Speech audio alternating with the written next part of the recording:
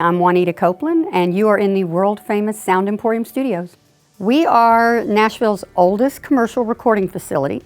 We record pretty much every genre of music that you can imagine, from R&B to country to rock.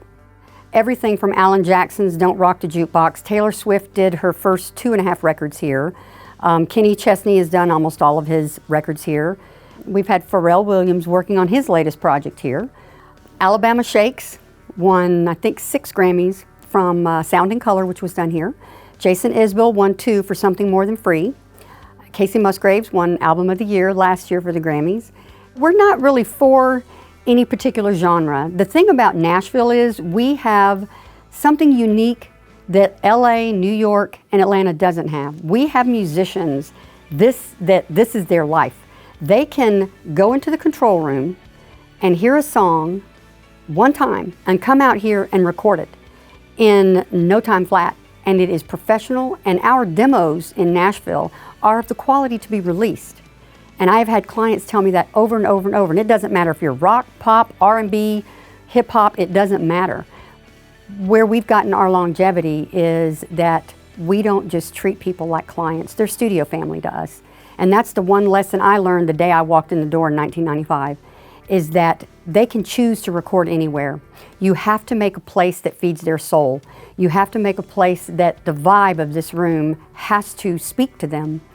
And I can think of something Cyndi Lauper said to me when she did her country record here. She came into my office one day and she said, "Juanita, I have to tell you how magic your studio is." And I said, "Magic?" She said, "Yeah, I got the pink eye and I was walking in and I wasn't feeling good. And I walked in that room and that room spoke to me, and I sang better because of your room." And it just touched me. And I've had people say that to me over the years. Brittany Howard from Alabama Shakes came out and told us what a magic room this was. And I really, truly believe that these walls live and breathe. And I believe it's unique to Nashville, the way we take care of our studio family.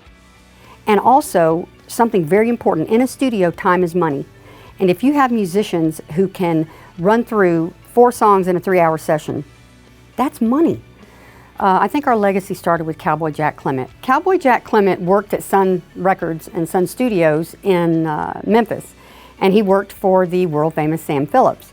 And Cowboy got fired 5 times from Sam Phillips, and one of the famous stories was when Sam walked in and caught him and Jerry Lee Lewis tap dancing on the console. He went briefly back to Texas, and then he came back to Nashville and he bought a little house. And the house was built in the 30s, and he turned the downstairs into his recording studio, and the upstairs was where he lived. And then in 1969, he decided to add the A room, which is where we are today. And they were 2 separate buildings at the time. And from that point, it just became the place to record in Nashville. He was the first producer in Nashville that was independent. He was the first guy that went out on his own. Everyone else was either affiliated with a recording studio or a record label. And Cowboy was the first one that was like, "Nope, I don't want to do that. I want to do my own thing." And people in town either loved him or hated him. And that's where our legacy began. We're not on Music Row. We're a little different. And we have tried really hard, and me especially personally have tried really hard over the years to embrace what Cowboy started here. And that's hard. You know, when you've got someone that doesn't follow the norm and doesn't do what everyone expects, it's taking a chance. And we've taken chances throughout the years for 50 years now. And as long as I'm here, we're going to continue taking the chances, because I would rather do it right than to do it the way everyone else says you should.